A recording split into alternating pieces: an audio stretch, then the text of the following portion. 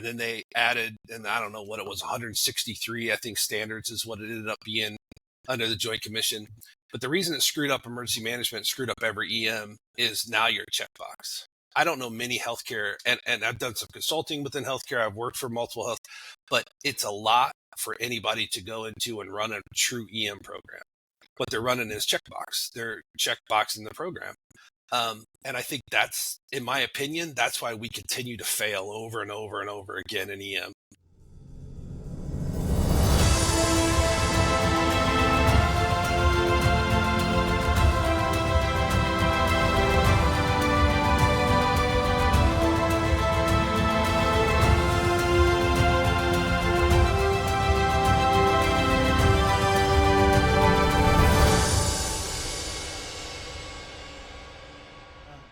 Hey, Al, what time is it? You know, I just looked at the clock and it's time for another Readiness Rewired Healthcare Preparedness podcast there, buddy. You got the clocks adjusted and we're all settled in. Mike, are you on board? Yeah, pretty much. I was fearing I was going to be late, man, because my clocks are still all screwed up. You're retired. Why the hell do you need to change your clocks? But, I was able to make it. So, hey, I'm here, man. Gotcha. Hey, Al, I think we got a special guest and you're going to introduce him, and then it's every man for himself, right? We do. And I would remind people, put your seatbelt on today because our special guest is Troy Erbentraut. I met Troy down in Peoria at OSF at our Illinois Regional Hospital Coordinating Center meetings. And it's been a hoot ever since. Now, I'm surprised Troy moved. He's now down in Houston, Texas. He wears cowboy boots every day. And he's with SETRAC, which is the Southeastern Texas Regional Advisory Council. And we are talking, gentlemen, to the Director of Emergency Services and Response. So, Troy, welcome. And we've got some things we want to go through with you, but let's turn it over to you. What can you tell us a little bit about SETRAC? Yeah, so actually it's a lot like what you guys have in Iowa or Illinois. So Texas is divided into RACs or regional advisory councils, and there's 8 super RACs, mega RACs, whatever word you want to use. And it functions as the healthcare coalition. As I moved from Illinois to here, Al, you can attest to this. When we were in Illinois, we thought we had a big region, right? 24 counties or, 20 counties, 24 hospitals, whatever it was. How easily we forget. I'm moving to Texas and to Houston, and I don't know if you guys ever been to Houston, but you can literally drive 4 hours in one direction and not be out of Houston. It's the craziest damn town I've ever lived in. But there's over 180 facilities in our region now. So I went from 24 hospitals to a buck 80, which is a little much. You know what I mean? And then world-class healthcare too.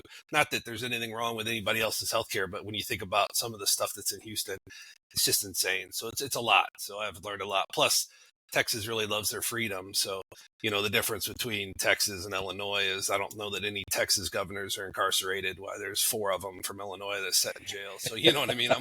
I'm learning a lot about the Constitution and what freedom really means as I move to the South. But so far, it's been a good experience. I've been down here 7 months. So 7 good months. Even though I will add this before I pause, they did try to kill me when I moved. So I moved down here in August, which if you're planning on moving to the South in August, it's not a great decision to make. It was like, I don't know, I think the actual thermometer might have said 107, but it was about 406, i.e. the surface of the sun, as we were trying to move our stuff from the parking lot because we used the pod system. So move stuff out of this container into the house. Yeah, there were some second thoughts about that, you know what I mean? But I will say I threw my ice scraper away. I didn't have to use that this winter, so every con, there's a pro, you know what I mean? Every pro, there's a con, so.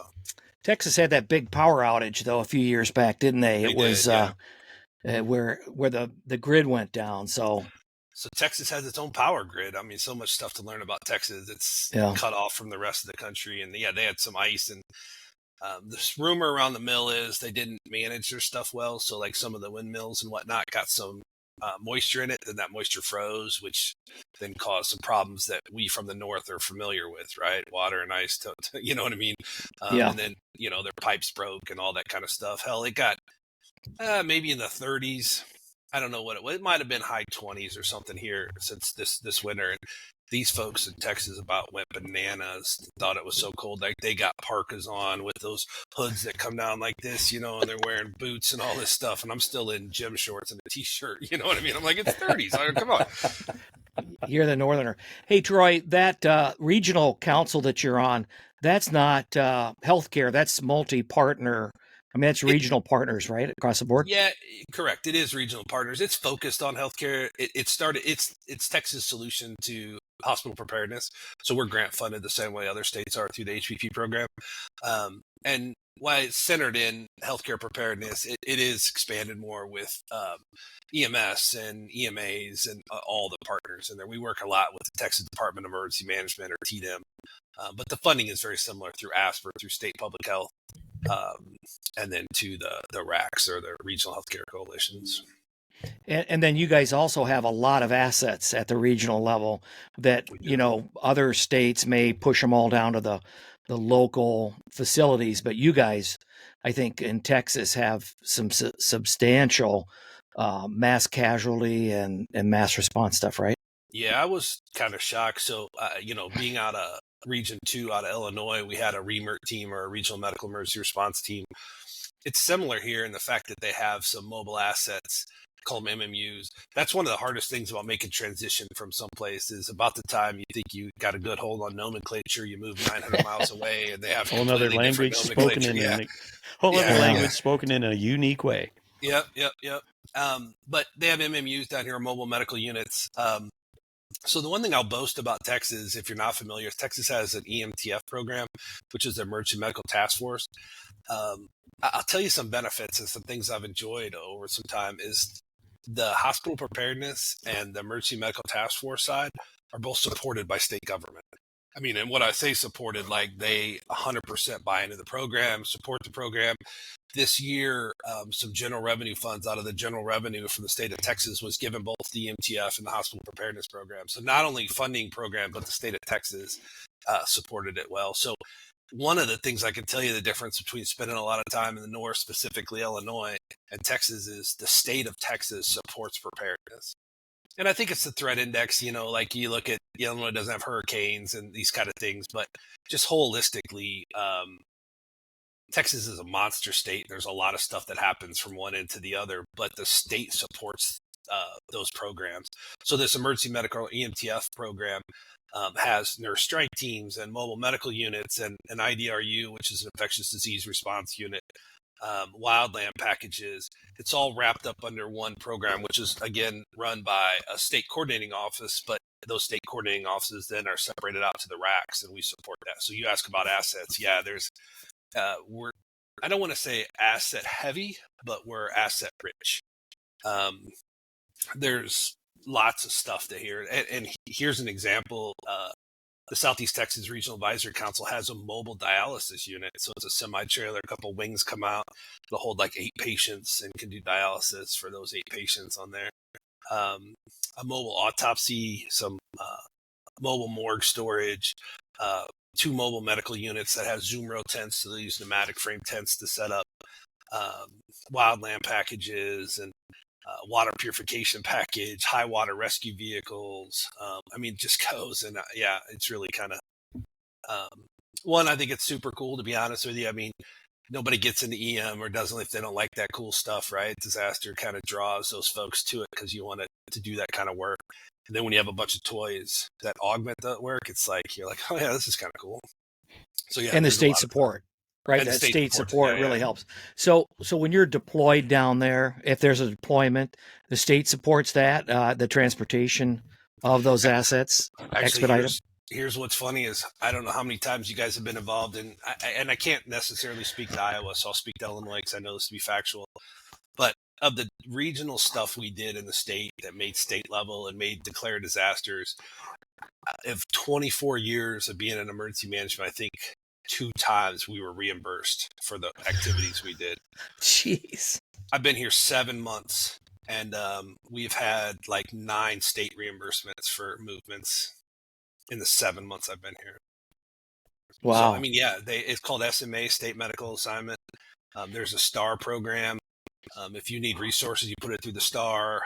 TDEM, or Texas Department of Emergency Management will review that. If they decide to do it, then it goes on an SMA, and you're paid to provide that. So we just sent some wildland packages up to the Panhandle. I'm sure that you guys are familiar with the big fire that was up in the Panhandle of Texas.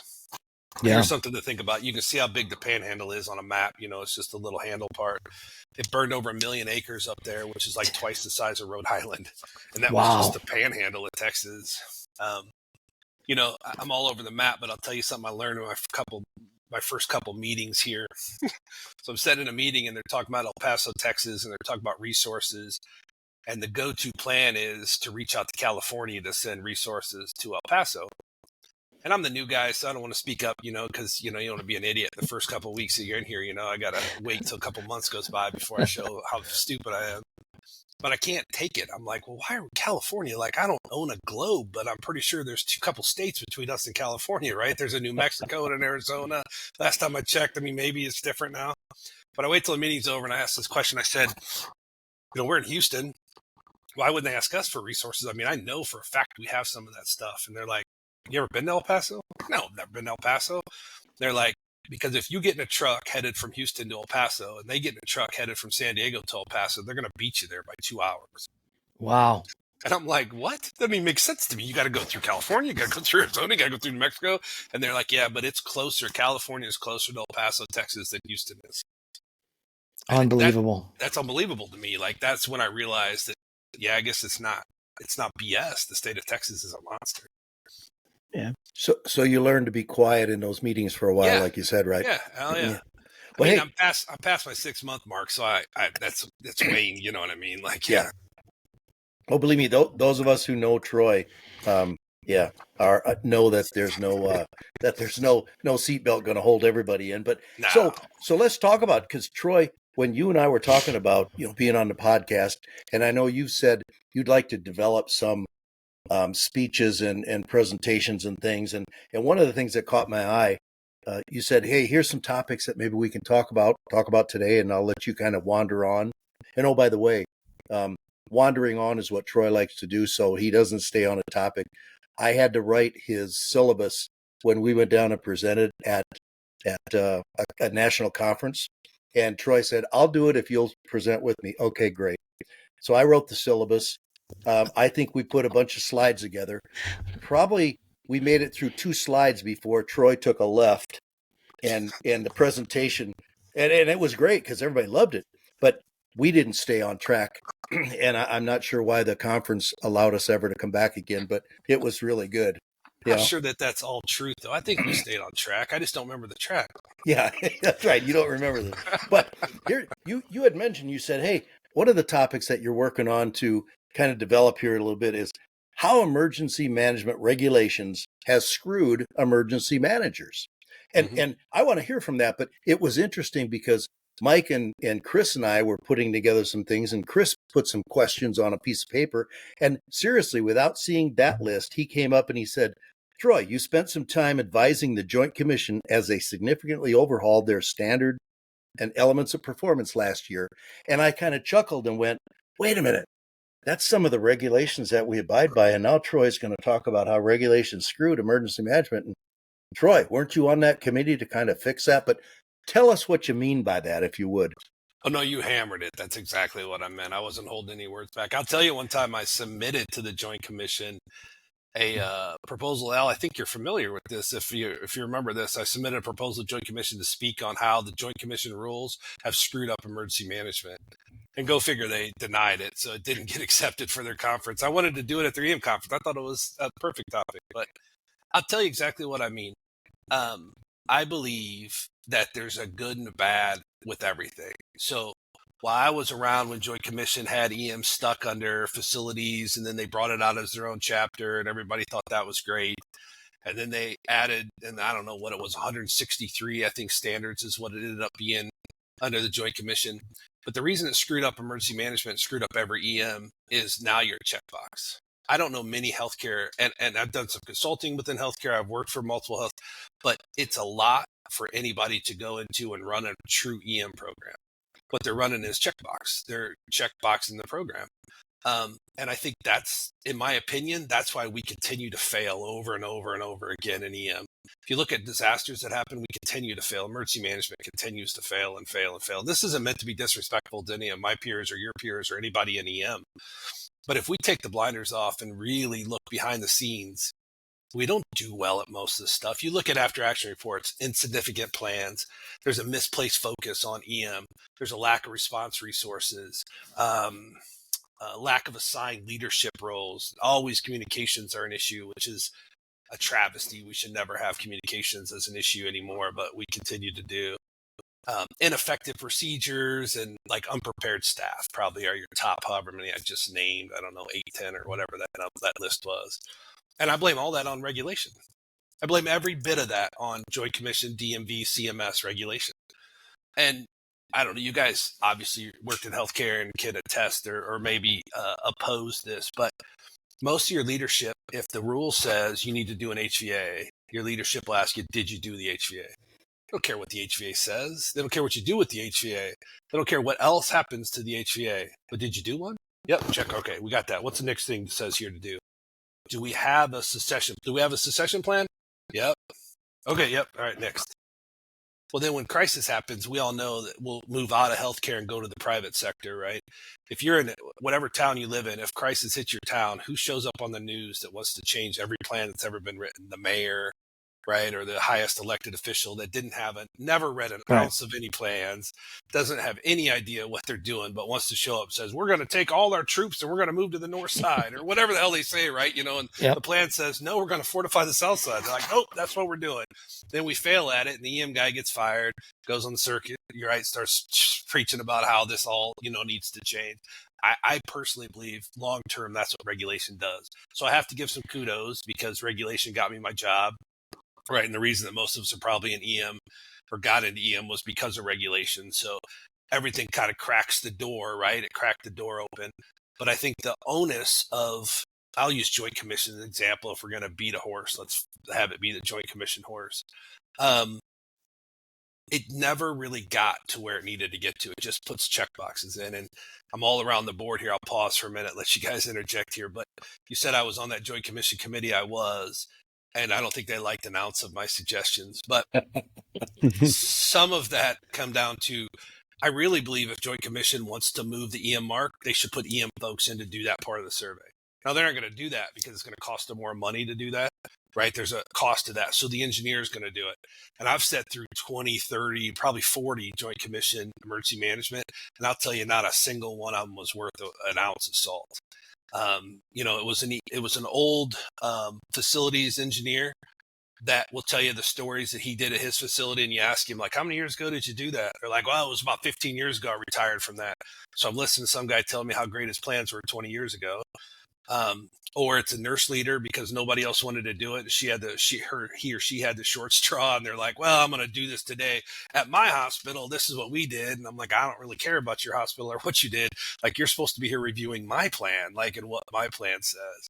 And then the other side of regulatory is they don't really care what the meat of the plan is. Like, if you have an evacuation plan that says you're going to chuck babies out a window, you met the Joint Commission standard. You have an evacuation plan, we're chucking babies out a window. I think it's a horrible plan, just for the record. I don't know how many people are going to watch this. I don't want to say that Troy's plan is not to chuck babies out windows. But what I'm saying is if that's your plan, that's your plan. It meets the standard, right? You have a plan, you have something you're going to do, you have execution, you have the ability to open the windows, you have a bunch of staff prepared and willing and trained to throw babies out of it. All right, done and done. Check and check. So I think that's open. And I could go further, but I'll pause for a minute. I feel like I'm Bogart and never been on a podcast. I'm pretty excited about it, so I could talk for the next 45 minutes, but I'll let you guys are the experts here.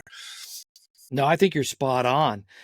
Do you think HHS has a role, maybe, with some of the grant money and trying to tie that tighter? Yeah, and again, they're not the greatest of regulators. You're talking about one more bureaucratic organization, but, people don't adhere to voluntary standards. People don't, out of the kindness of their heart, really improve their emergency management stuff. So what's the answer? Well, I'll give you my opinion, right? And it's not worth anything either, but I have the same opinion about education. So how many people have been to a FEMA class, right? And I used to say, same FEMA class, new FEMA number. So they called it something different. They got a new number on it, right? But if you go down to it, it's the same. There was a time when I used to teach, I had an L449, I used to teach FEMA courses. You could sit down with the answers for 100 and pass like 5 FEMA courses with the same answers, right? They changed some of that now. It's now like it randomly generates and does some stuff. But in those days, in the early days of this, you could pass like 5 FEMA courses with one test. So we've never done any kind of slide rule to where, what's it mean to be an emergency manager 0 to 5 years? What's it mean to be an emergency manager 5 to 15? And what's it mean to be an emergency manager 15 and plus? So AHAB did some work, and they tried to look at some of this. And I don't discredit any of them or say that they're not doing positive work. But if you've been an EM for 15 years, there should be some place I can go that'll challenge that. Right? You know what I mean? Where do I look different? How can I think about different? How can I move the ball? I think regulations the same way. They should force healthcare, because I think healthcare emergency management is important. I don't want to come off with this and have anybody think that I think there's not value in the job that EM does within a healthcare setting. I actually probably would go in the fact that emergency management within a healthcare setting is probably more important and harder than any other setting we could go to, because of the dichotomy and anyway, we can get into that in a minute. Right. But I think that regulation ought to be built in this like homegrown thing. So if I come in and Chris, I'm going to audit your hospital on the EM side, and I do it every 3 years or whatever cycle I am, that I learn your program. So the first time I'm here, right, you're going to be Joint Commission, you're going to be Troy Erbentraut accredited. So I come in your hospital and I do this evaluation, and I say, hey, you know what, you shouldn't be chucking babies out a window, right? So we should change your evacuation plan, and you should do something with your HVA. Your exercise should be based on your hazards, right? And your number one hazard was X and Y, but you're doing exercises on M and Q. So you should do that. Okay. We got a game plan, we move forward. Then 3 years later, I come back in and I should look at that. And then what else have we done, right? You know what I mean? So you change your evacuation plan, start to do your exercises here. And then what does this look like? Do you have a pandemic plan? Do you know what I mean? Like, we should be something that instead of check boxes, it's kind of like, I'll give another example. So HPP, I managed the HPP grant for Region 2 for a number of years. And every year, the first deliverable was a charter. Do you know how many charters I wrote in the 15 years that I did it? One, right? But every year I had to prove to them that I had a charter. And then one of the other questions was, is your region set? Do you have boundaries, or does your region have boundaries? Well, yeah, I had it the last year you asked me. The next year you asked me, it'll be the same damn boundaries, right? And I'm going to submit to you the same damn charter. So it's checkbox. I never moved the ball off that mark because I don't have to. And I think Joint Commission's the same way, the big push towards continuity planning, right? Is continuity hard? Yeah, it's very hard. It's very difficult. But how many people went to the Google box, Googled healthcare continuity plan, pulled up a 32-page document, because they're out there, I could show you 6 or 8 of them, do a find and replace for whatever it says hospital, or if it says Mike's hospital, or wherever it is I stole this thing from. Now it says my hospital name, hit enter, hit save, there it is, bing, bam, boom. And did you do anything? But yet Joint Commission is going to checkbox that and tell you that you have a continuity plan. Like, oh, Mike's hospital's got, sorry, Mike, but he's got a continuity plan, but they didn't do any business impact analysis. They didn't talk about any dependencies or codependencies. They haven't done any of the work. I think continuity plan is garbage. Really, at the end of the day, the plan's not worth anything. But what is worth is the process to get there, where you're meeting with your managers, and you're meeting with your directors, and you're trying to figure out your dependencies, and you're doing business impact analyses. That's the value of continuity. And as far as I'm concerned, that's where you'll gain the most ground and you can learn the most stuff and you start to get embedded. For the state of Illinois, we used to do hospital preparedness site visits. And I don't know how many hospital preparedness site visits that I went to where I was reading the plan that I was very familiar with. If you know what I mean by that, I mean very familiar with. Yeah, so, it was your plan. So I would flip to the third page and I'd be like, do you have a NICU here? And they're like, no. It says right here that you're going to evacuate NICU. Yeah, you know what I mean? Yeah. Well, hell, Troy, it's going to get a hell of a lot easier. You got, Chat GPT. And so all of us who have always dug and shared and, stole from everybody else, now it's going to get a lot easier. I'm not going to need these freaking guys anymore. All I got to do is go to the computer and say, Chat GPT, give me a business continuity plan for a, 850 bed hospital. Bam. Yeah. There it is. And you do your hunt and peck and find stuff and change it. So it's going to be easier now for people to actually, do it the easy way. And you can be any emergency manager you want, right? You can be the best EM. Actually, the young kid, 14-year-old kid, will probably be the best EM on the planet because they can do that chat GPT in like minutes, right? They could probably put out an entire EOP before we can get done with this podcast today. I think you nailed something though, is that if they would spend the money and put guys like us in there and go in and do those kinds of assessments every 3 years, and people who actually know what they're doing, had experience doing it, pay that person to go in there and do that, it could improve things. Like you say, if you took more of an approach like that versus just check boxes, in hell, anybody can do the checkbox. Like you say, it could be I even had the lead physician sometimes do it, and because the engineer had to leave and the nurse was off someplace else. So, okay, I got the lead physician. What's he know about, EM? I mean, It was just like, geez, you're right. It's ridiculous. And Troy knows the secret because I've heard the story. Troy gets his EM surveyor in there, starts talking about fishing or hunting, takes up the 45 minutes with all his executives sitting around. And at the end of the 45 minutes, well, guys, time's up. I've got to go. And Troy says, thanks for joining us. And right, Troy? Yeah, that's happened more times than not. You want to hear the other side of that secret? Is I also treated our EOP as a patient care document. So I slipped it in the very front page of our EOP before you even got to the table of contents that said that my healthcare system treats this EOP as a patient care document. Therefore, I can't print copies for them, and they cannot take it off my campus because that's their own rules. Wow. That's a new one. Cool. That's good. That's one I've not heard. So and all you got to do is have your C-suite sign off that it's treated as a patient care document. And the reason I sold it to them was just for privacy, and nobody argues that. Nobody, you know what I mean?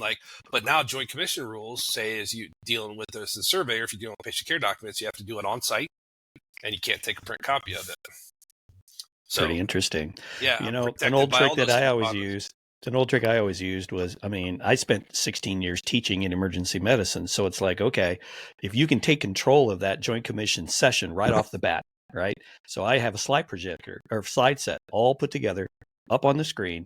They walk in and, say, okay, we're going to get started. Well, hey, I've got a slide presentation here that gives us a brief overview of our emergency management program. If you're interested in hearing it, I'd be happy to do it. Otherwise, it's up to you. Oh, yeah, go ahead. Now you eat up that 17 minutes or whatever and try to feed them everything their checkbox is looking for. You hear about, what everybody else was hearing in the region, what's the big things they're calling. Make sure you hit those and then see where it's at the end of it. And, that always worked too, man. Wait a second. This podcast is suddenly now supporting that that way of doing business, of circumventing the actual cultural change. Hold on, let me add one more. We'll add one more here. We videotaped an exercise we did on flu vaccines. This is a true statement. So this is pre-COVID. This was all this stuff, but my healthcare system required flu vaccines, right? It was a requirement of working there. I remember when you guys did that. Yeah, we had this bright idea that we were going to use a 24-hour time frame, and we were going to see how many of our employees we could vaccinate with this flu vaccine, showing that we could, mass dispense. So we videotaped that. I'll tell you better. I used it for 2 surveys. That's 6 years, theoretically apart. That it was I had it professionally done, and I don't know, it cost me a couple $1,000s or something on a budget. It wasn't a lot, but they came in, they did all this. It was like a 8-minute video, but I had the videographer, so pictures of us in our command vests, like that was one, and pictures of the command center, Check and the then box. And then, so all the Check stuff the like box. the succession planning, so here's the standards for Joint Commission. We wanted to make sure that each one of these standards were addressed. We did a great exercise, and I'm not belittling the exercise that was done or the people that did it, but the video specifically, there was a task here, right? I need you to show some of this. I need you to show some of that. Brilliant, man. And so we used it over, and it was so funny. You'd show that video, to your point, right? You'd show this video, and whoever was doing it would just sit there and be like, yeah, I think I got everything I need here. You know what I mean? Yeah. No idea. On our PowerPoints, I sort of did the same thing. I would bring the news media in on some of our big ones, like we did the Region 1 for Region 7, for Ebola, and we were working with NETEC and had, Emory and Nebraska come in. And I brought media, and then the media would do the channel, news at 6 and 10. I would take those clips and put them into my presentation for Joint Commission so they could see the media coverage and, the vests and all the shit, and all that. And it's like, just the same thing, man. It just each time it looks impressive, and you make sure you really kind of overwhelm them with BS, Yeah. And that's part of the problem. That comes back to this whole idea of how the regulations have screwed up emergency management, right? Because you're not doing the average emergency manager. Now, I'll take the three of you out of this mix, right, and say that you're above average. But the average emergency manager. How do you know that? Yeah. Yeah.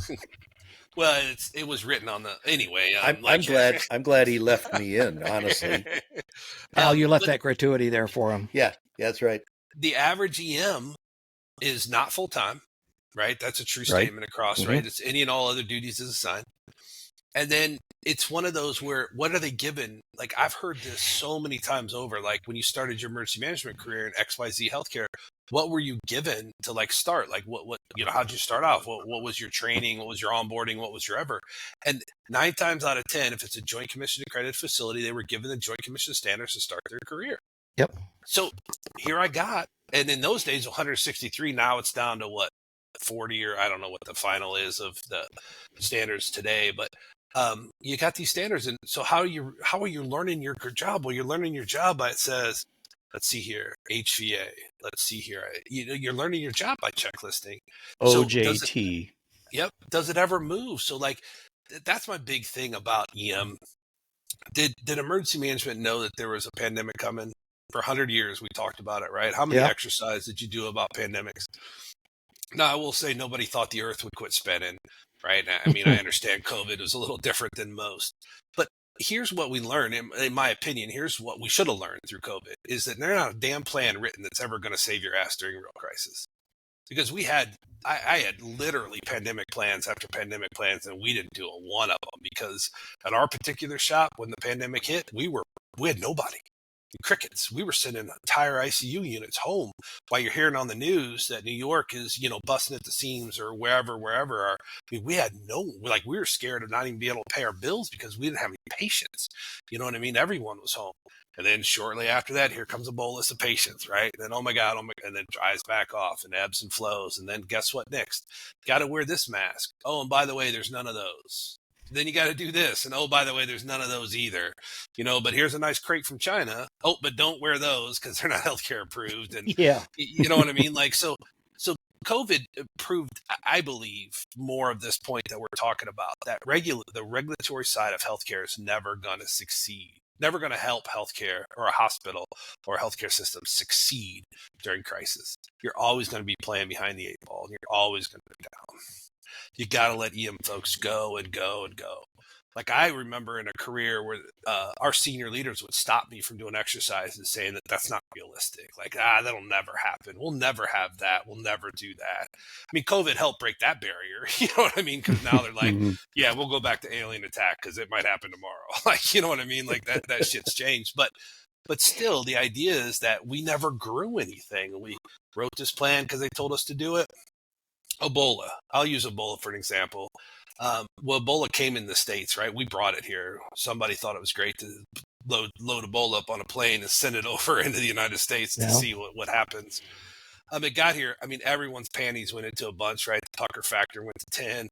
If I would have been smart enough, right when Ebola landed, if I'd have taken some coal and we could have inserted it in a place, and some of our senior leaders, you know what I mean? By the time Ebola was over, we'd have had diamonds, and I could have retired. All 4 of us could have retired, you know what I mean? Would have been a steady diamond factory with the amount of pressure that folks felt they were under.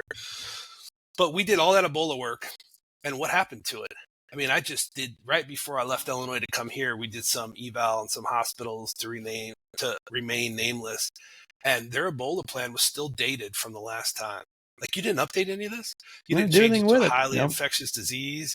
You didn't do anything with it. It just sits there. So we didn't learn shit from that, right? You know what I mean? Like, you had a healthcare provider in Dallas. You had a healthcare provider in the Northeast. All had issues with Ebola. It's coming back. It's not dead. Ebola's still there. And the world's small. Like, the next virus is coming. The next COVID is going to happen sooner than later. It's not going to be another 100 years. I mean, it's going to be soon. And all of that impacts healthcare. I mean, no matter what the crisis is, right? I used to say in Illinois, now I'm waiting for my first hurricane, so I won't be professionally considered a Texan until I lived through a hurricane, supposedly. Or sleep with a goat. I don't know, whatever. I mean, maybe I'm wrong. I might have read the anthem wrong, but in Illinois, when they had tornadoes, I said, nobody cared about a tornado until it hurt somebody. Right? A tornado lands in Iowa and rips through 400 million miles of cornfield, and it makes a 2-second blurb on the news. But let it hurt one individual, and it's national media. So healthcare is involved in every crisis.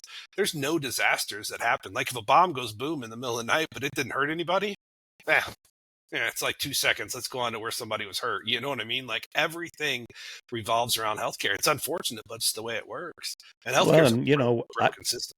I always felt in our state, and I'm sure these guys would agree, in our state, healthcare preparedness was like the red-haired stepchild. Yeah, I mean, we didn't drive the bus, and we didn't get much off the bus. We didn't give a whole lot handed to us. Unfortunately, there were other emphasis in our state, and it was more or less the political clout of local public health. Local public health had more money than us, and they didn't want to share it. And so, by golly, healthcare, we didn't really come to the table until it was forced within the last few years, really. Yeah. You say public health, it makes me laugh. Public health is supposed to lead healthcare, right? Look at ESF 8, right? Public health. Right.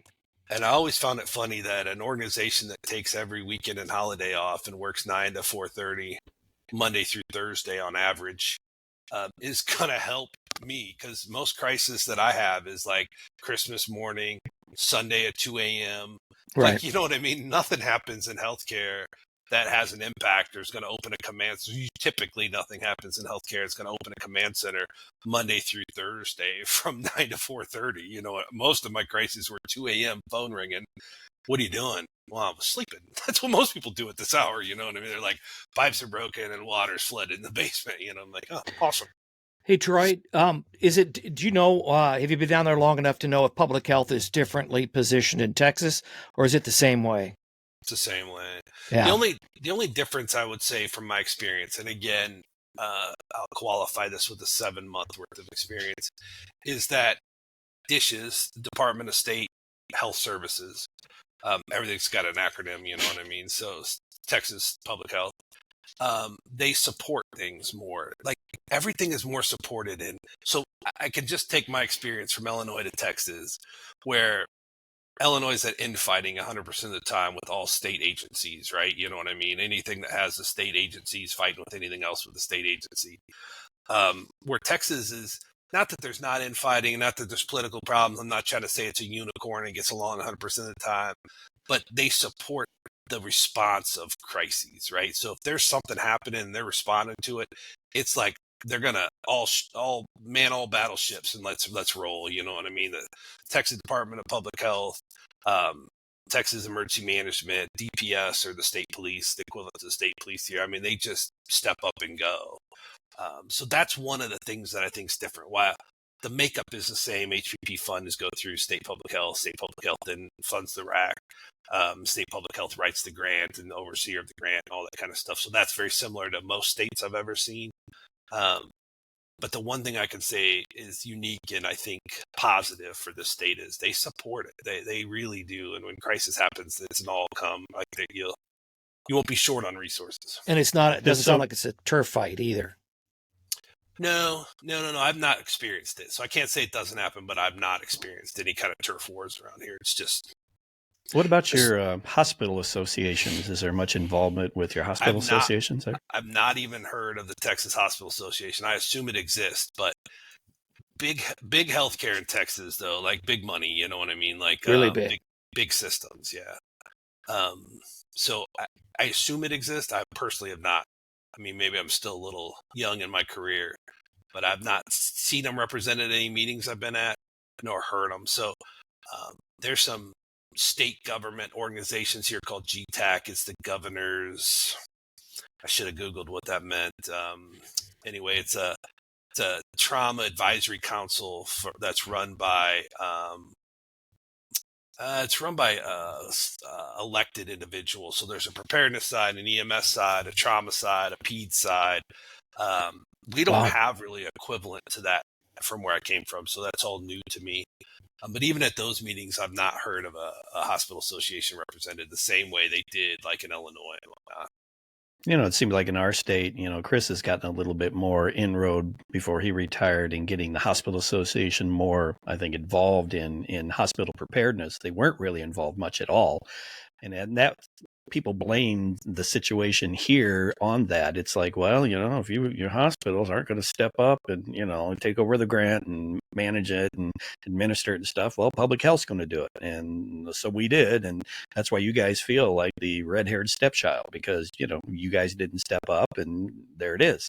So it's like, boy, and who knows what the situation was. I knew we were in trouble years ago when they first came out of the concept of coalitions, and we ended up with almost 90 coalitions right out the gate. I remember that, yeah. 90 coalitions, huh? Solid. Yeah, that makes real sense. And then there's us three and others going, hey, wait a minute. No, in our state, maybe 3, maybe 4 or 5. There were 6 preparedness regions. They decided a preparedness region was too big to be a coalition. Yeah, that worked out real well. The one thing about Texas is this rack system's been around longer than I've been in preparedness. So that's the one thing that Texas did. And if you remember, you can blame David Marcosi. Do you know Dr. Marcosi? He's the one that, he and I exchanged words in Atlanta, Georgia. I'm pretty sure he's still not on. I still haven't made his Christmas list. But anyway, if you remember when HPP and he came out of the OMB, and I think he was working, I don't know who he was working for at the time, but this coalition thing came, and they wanted us to go not-for-profit. Do you remember this conversation? They didn't want to give money to hospitals. They wanted to give it to not-for-profits. Right. They wanted third-party not-for-profits. I believe now at this point, knowing what I know about the RAC, is they were mirroring what Texas had done. So my organization, the SETRAC, is a standalone not-for-profit. We do not, we're not owned or operated by a hospital. But the one thing Texas did that other states don't do is when they were starting this, the state of Texas advanced the not-for-profits money. So if you worked in a grant system, you understand that grants always delayed, right? It's always delayed. So that was part of my fight in Illinois was I can't do this because you guys don't pay me. Like it goes 4 months without money. How am I supposed, if I'm running a not-for-profit, how am I supposed to make payroll? How am I supposed to pay the rent on a building? How am I supposed to do any of this? Like we're not making anything. It's not like, oh, I'm running a healthcare coalition, not-for-profit, and I'm building widgets out back, or I'm working on automobiles or something. You know what I mean? Like I don't have another funding source. I don't have a revenue model. So you can't go weeks, months. And sometimes there was a year that I didn't get the grant till 3 months before it closed. Wow. So 9 months of the grant went by. Like how would a not-for-profit have survived? One of the things that Texas does, I mean, I think there's a lot of things that I see the comparison between the two. And I'm not trying to say one's considerably better than the other or any of that kind of stuff. I'm just identifying the comparison is they offer a advance on your money. So they'll give, the state of Texas will offer money as the grants coming through. So these not-for-profits can't afford to do that. Now, at this point in their career, they've matured enough that where they're a little more self-sufficient. They pay, they have some membership dues and things like that. So they don't necessarily, I don't know about all of them, but the specific ones that I know don't necessarily need that. But it was offered by the state as to do that. Well, hell, I could guarantee you the state of Illinois, they do lots of things wrong. They wouldn't be able to offer advances on that stuff, and so there's some stuff like that I think other states, and I welcome that maybe, because there was a time in my career I thought all these were jacked up. We were destined for failure. You know what I mean? Right. Like how HPP funding and ASPR and whatnot were doing it. So, there's some hopes. I think there's some good stuff. I mean, I've done some work with Miami-Dade Healthcare Coalition and some through Vermont and whatnot. And I think there's some good stuff and good. Virginia's got some good stuff too. Yeah. Fling in that guy. Yeah.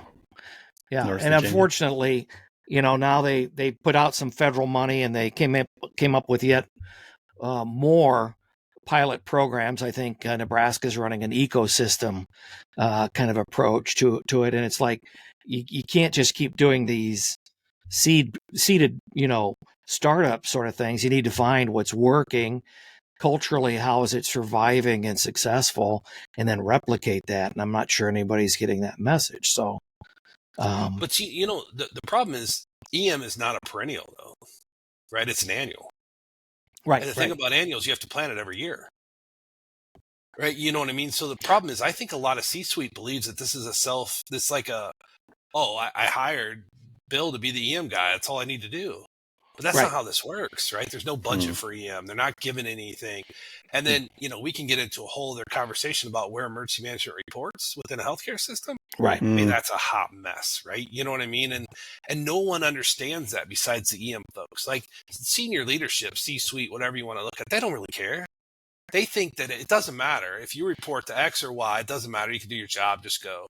But the rest of the house cares, right? You know what I mean? When you're sitting as the CEO, it doesn't look like you walk in and everyone jumps and they're like, it just works like this. Just do what you know what I mean? But I'm not the CEO. It doesn't work the same, right? You know what I mean? will say, Troy, though, in my facility, that was not the case. We had full I originally started reporting to the COO. And we used the CEO as the incident commander. And we would get a new CEO every once in a while, every few years. And they walk in and go, you want me to do what? Sure. What's all this about? So we actually, in our facility, maybe we're the unicorn. We established a culture where EM was actually based in the C-suite. My boss actually developed the program, who was the COO, and everybody in the C-suite bought into it. It was not like I hear some facilities like, you couldn't get the leadership to even come to your exercises a lot of times. I get people pissed. I had people pissed if they weren't invited to the exercise. Because why? Because the CEO, the COO, the CFO, the CNO, everybody's there and they want to be there too. So they get up there and kiss some ass or whatever they wanted to do, whatever reason. But the system worked. And that was from the get-go when I was brought into the system. So it's like I inherited this. And to me, that made my life a heck of a lot better. But I'll tell you what, I still never had a budget. They did not give me a budget. What they did do is say, we can get it out. If you need something, Mike, let us know. We'll take it out of the general administrative fund. So I retire. They bring a new guy in. And first year, he's got a freaking budget. And he's got personnel under him. And I'm like, holy shit. We old guys, we got screwed. Yeah. Well, and to your point, Mike, like you had the COO, I think is one of the better reporting mechanisms. I'm going to try to tell hospitals how to function because they're multi-mega businesses at the end of the day. But I believe EM needs to be in the operations side.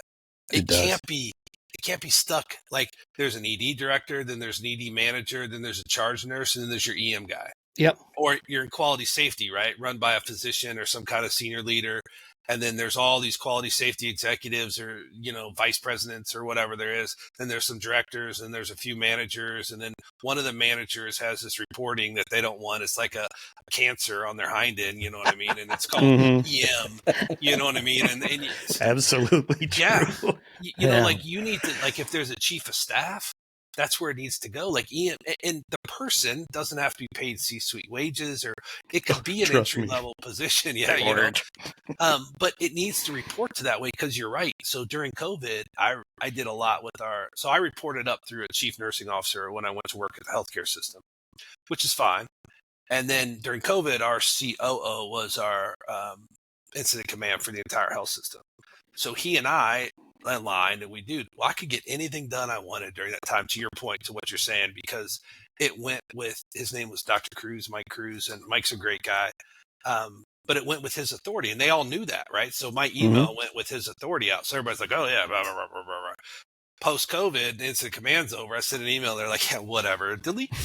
You know what I mean? Like, and it's not disrespectful. It's just, that's the way business works, and so back to, what you had said, Al, like, I don't know if we've been on maybe 2 or 3 minutes and I'm circling back around to how regulations do it. Regulations should control some of that too, like where EM reports to, right? If you want to change the mark, you report where it reports to, and then you report how it reports. Like how do you do this? So, many times your surveyor will ask you if you have a problem, how do you get it up? And they'll tell you, well, I report to Mike, and Mike reports to Chris, and Chris reports to Al, and then Al reports to Bill, and Bill's the buddies with Jim, and Jim knows the CEO because they play golf on Tuesdays. And they're like, oh, yeah, okay, so you have a mechanism to report something. Like, that's garbage, you know what I mean? Because we know that through that whole system, it's not going anywhere. So I think that's how regulation should go. So be more concerned about your program, be more concerned about the individual that's doing it. Because they changed it. Joint Commission tried. I mean, I made a lot of suggestions about focusing on the individual and having some background. And then the reporting structure of that individual, where they're stuck. I think that's one of the things, and we could have, I don't know how long you guys want to have a conversation, but we could have a whole conversation about defining healthcare emergency management, just putting a definition around healthcare emergency management. And I'll guarantee all four of us have a different opinion. And I guarantee that everyone out there has a different opinion.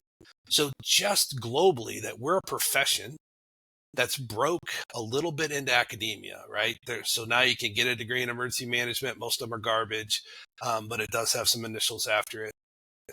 But we don't even have a definition of what that means. And then the facets of it. Name another discipline that's as old as this is, that has brand new EM in the academic world, but doesn't have definitions.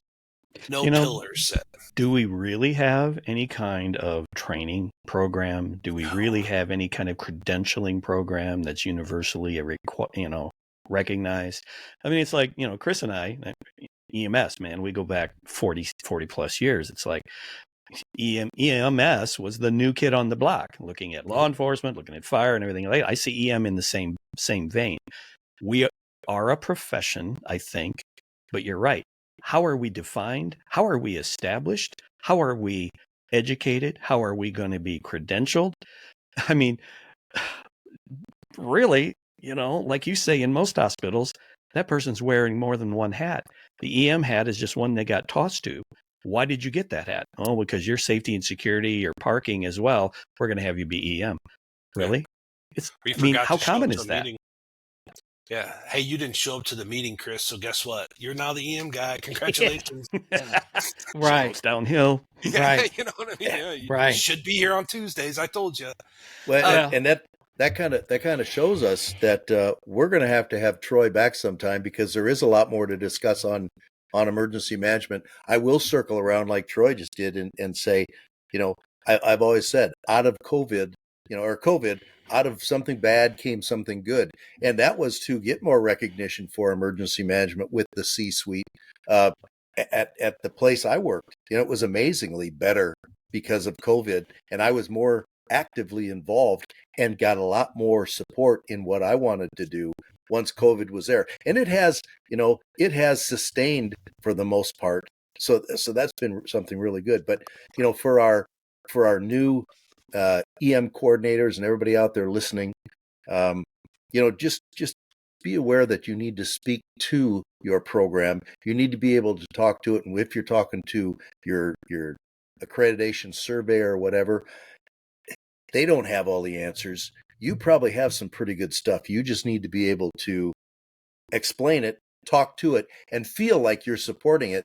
And most of them will buy into it. But, again, I think we've got a lot more topics to talk about in the coming episodes that we put on. But it's been great. Yeah, this is super cool. I like the idea. Whoever was the brainchild between it, it's Chris stuff. Chris, this was his idea, man. Yeah. Well, see, Chris, the sun will shine on a dog's ass every now and again. Yeah, barely. Just for a few minutes out of the day.